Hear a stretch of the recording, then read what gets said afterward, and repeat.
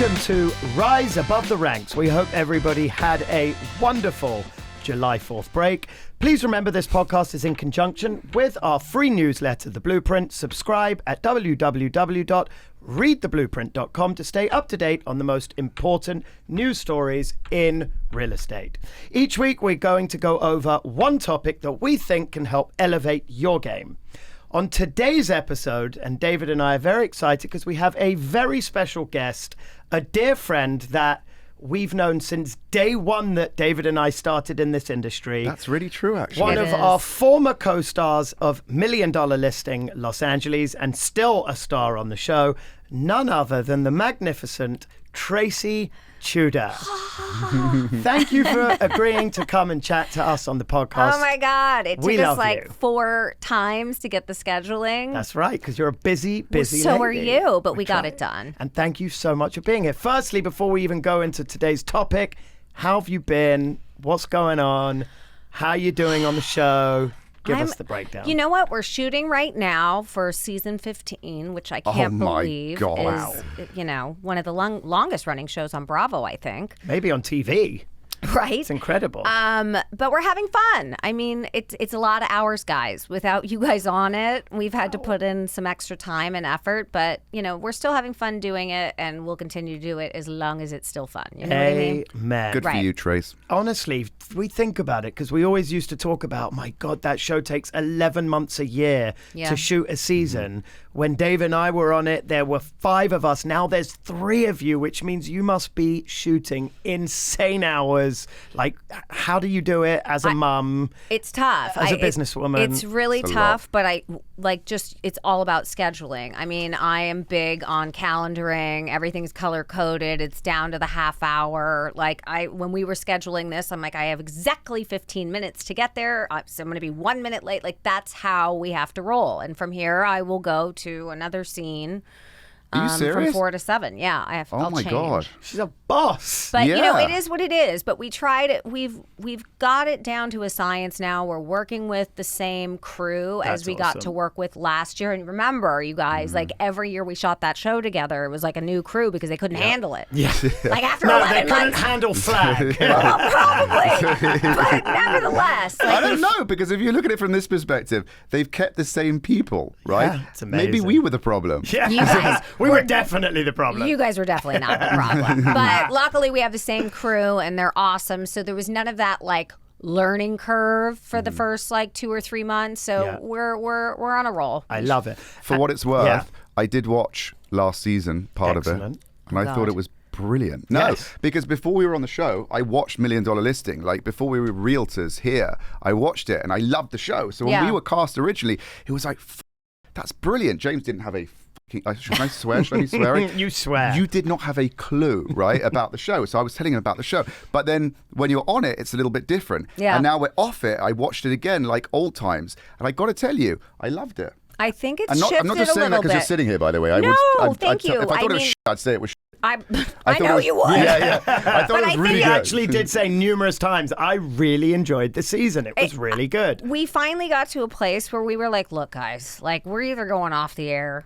There's a lot of competition out there, or we've got to change the game a little bit. We've got to shift the narrative of just being go on the listing appointment, get the listing, have an open house, wear a dumb outfit, do some showings, negotiate, and close, right? Yeah. And with all of us on the show, it was so hard to get into the relationships and the dynamics that we all had naturally, with the exception of maybe 1 or 2 people. But we all had a good relationship outside of the show. And so it was just difficult to put 6 people in a room together and follow that. Yeah, 100%. Right? So now they can, and that's been, I think, really cool to watch. They're pushing the envelope with delving into our personal lives a little bit more, but it is what it is. But I kind of love that, right? Because now they have the time.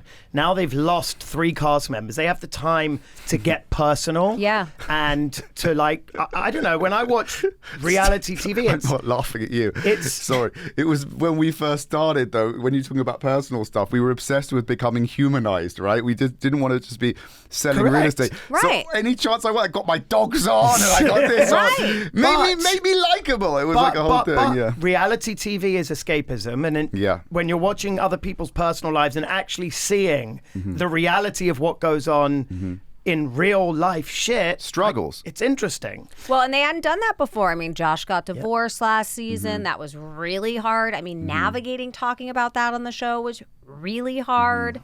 You know, we've all I didn't even have my kids or anyone on the show with me when we started doing it together. I remember that as well. So yeah. it's just, it feels a little more organic, a little bit easier. And obviously, you know, the show's gotten a few Critics' Choice Awards in the last couple years. And we're actually like on the short long list for, you know, potentially being nominated for an Emmy. So That's 15 years later, that's pretty cool. So cool. Amazing. And you really owned that leadership role of being a female, the first female on MDL LA, which I think was a huge responsibility to take on. And I remember when we started shooting, you were so stressed because it was like, what outfit? How do I come across? And then they sort of, I don't want to say anyone grilled you, but you felt like you had to be a certain way. And now I feel like you just own the shit out of who you are. Yeah, well, that style thing was an evolution. That's for sure. You're a cool chick, though. But you really own it and you're authentic. And I think people really love you for that. And I think it comes across great. Thank you. I mean, you know, there's all these competitive shows out there now, and some of them are less real estate focused, and it's more of like a backdrop. And, you know, those shows do really well. Are they in the same format as our show? No. I don't think so. No. I mean,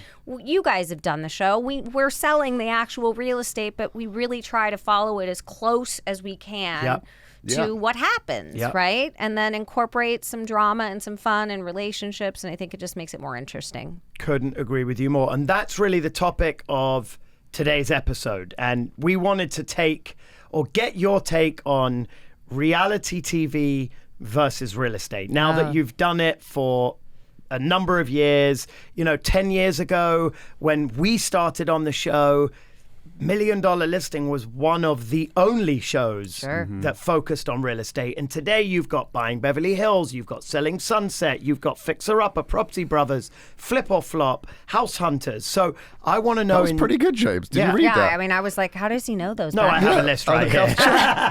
But what we'd like to know is, in your opinion, what makes a good reality real estate TV show today?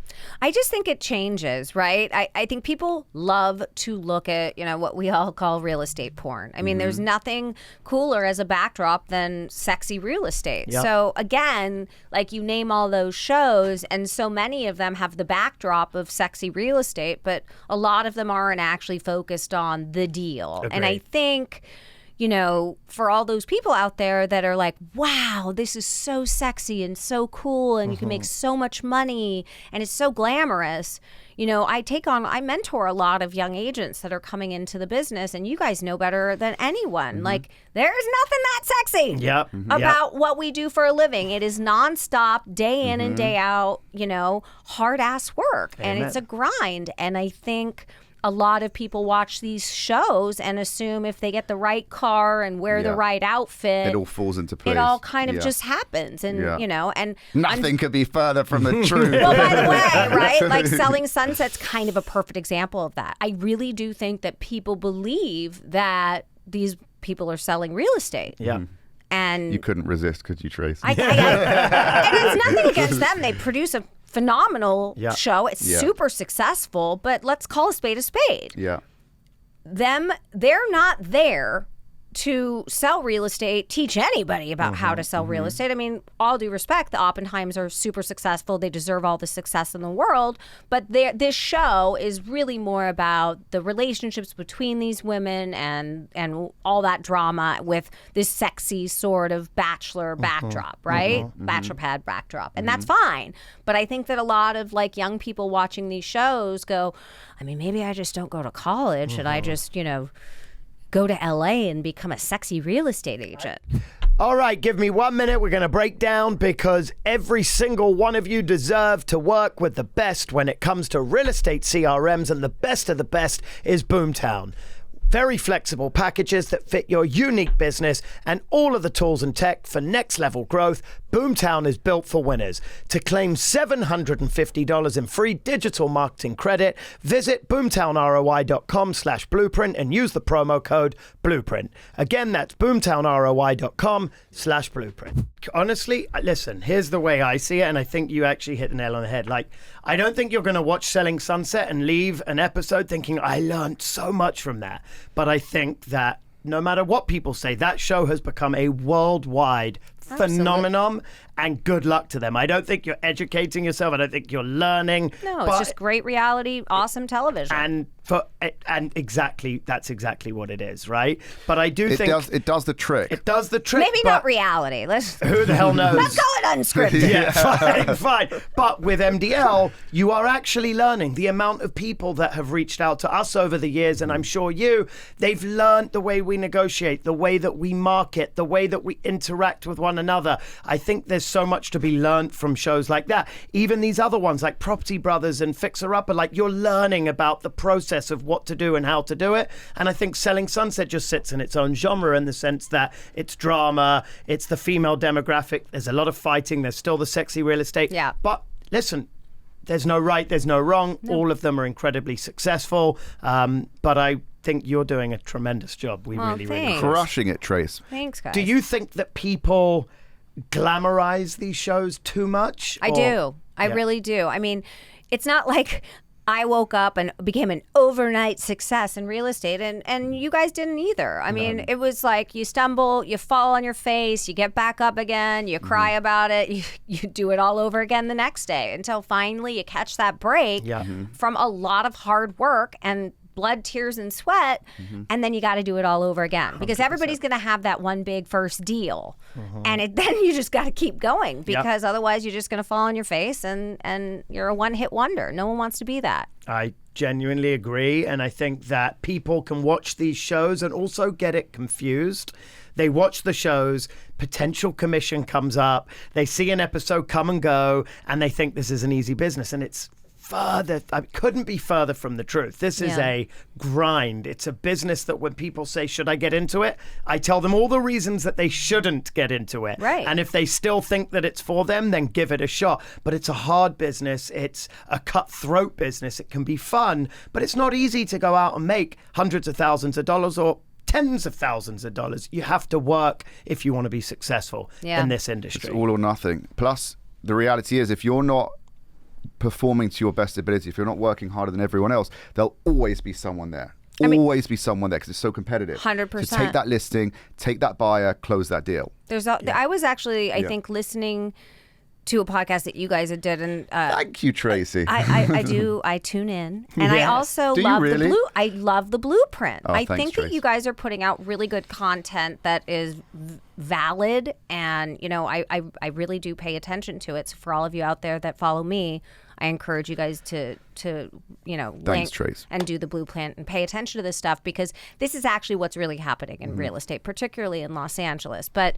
for me, I think there's a lot of agents, and I don't know if you guys saw this statistic, and it could be fake news, but like something like 60,000 agents have already gone inactive this year. I have heard that. Yeah, we spoke about that. I mean, that's a big number. Huge number. And not to like burst everybody's bubble that, is like, obviously watch these shows and thinks it's so glamorous, but these are those people that probably got into the business for the same reasons. Well, it ain't so fucking glamorous, is it? Right. And when times get tough, you have to step up. And I think the people come into the business, there's a very, very low barrier of entry and they think it's going to be easy, but it's a sink or swim type of business. So 100%. You either really have to swim or sink. And I don't know if that number's accurate, but I know a lot of people have been pushed to the sidelines. Definitely a lot. Even, 10 years ago, 12 years ago? Was it 12 we started? 2012.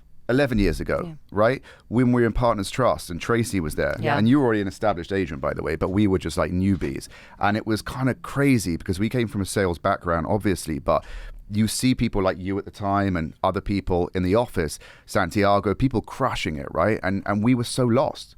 And actually, you took us to a few places as well. Tracy kind of took us under her wing with Nick Siegel for a while, right?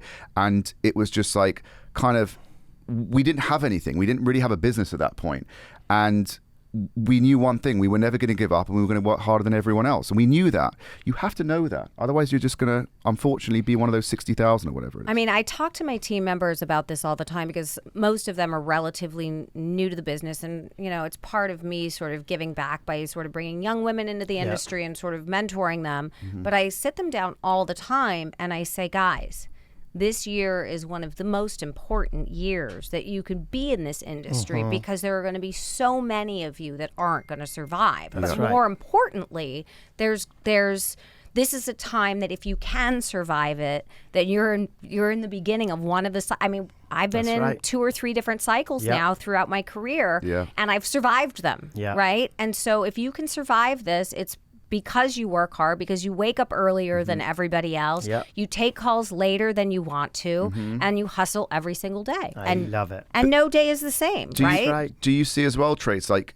at times like this, when people are leaving, the successful agents, the people, i.e. the people like us and like you just spoke about, you actually gain your market share at that point. You gain more listings, you gain more buyers because people are leaving the market when the going gets tough. Absolutely. And I think it's a great time to grow rather than just to bounce. Stick around, work hard, and grow. I love it. Yeah, I mean, I was saying, yes, I am taking a 1-week vacation, but like I really haven't done anything this year other than work. Good for you. And I'm looking at some of like these younger agents that are new to the business. Yeah. And they're like, I'm going to be back in 6 weeks. I have a wedding in Capri, and then I'm off to Mykonos. And I'm like, sounds like our summer, actually, doesn't it? I wish. Yes, you're right. No, but you have the ability to do that at this point in very your career. Rare. It's very rare. But when you're new to the industry, taking 6 weeks and heading off to Europe, it's not. God, yeah. We talk about it all the time, and we tell the younger agents on our team, it's not about closing a deal today and tomorrow you're off spending the commission.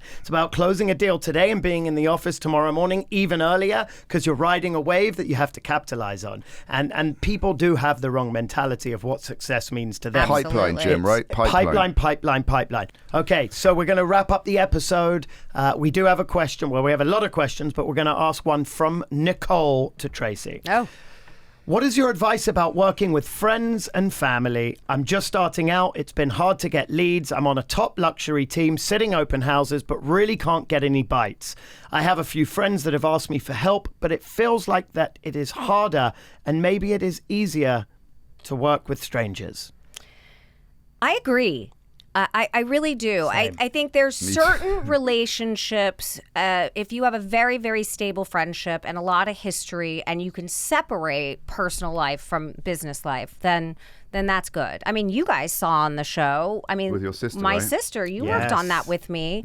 I mean, it was incredibly difficult to work with her. And I don't think I'd ever do it again. It's a great episode, though, for what it's worth. But it's a lesson because, of course, as a new agent, particularly if your network and friends and family all live in the city that you want to practice in, that's your first go-to. Yeah. But I have to be honest, like you got to kind of prove yourself in order for those people to respect you. I have a new agent on my team right now that just literally came to me and her best friend was like, look, I'm happy to give you the deal. I'm not going to say which agent did this, but you could probably guess. But there's another agent that said they would do it for 1.25%. So if you'll do it for 1.25%, then I'll let you sell it. And this was like a $15 million deal. And I said, you're absolutely not going to say it. And you're going to use me as the bad guy and say, Tracy absolutely won't accept it. Love that. But Good. that's crazy town. But it's also They'll like the take advantage of negotiation. you. Exactly. And they want someone representing them that can't even negotiate their own commission. Yes. Yeah. Think about it. Yeah. That's a good turnaround, by the way. It really is. So you want me to I've drop used it. my commission and show you what a bad negotiator I am right now. So how does that represent me when we're negotiating the deal? 100%. I love it. Well, Tracy, thank you for joining us. Thanks, Trace. We adore you. Love you guys. That brings us to the end of another great episode on Rise Above the Ranks.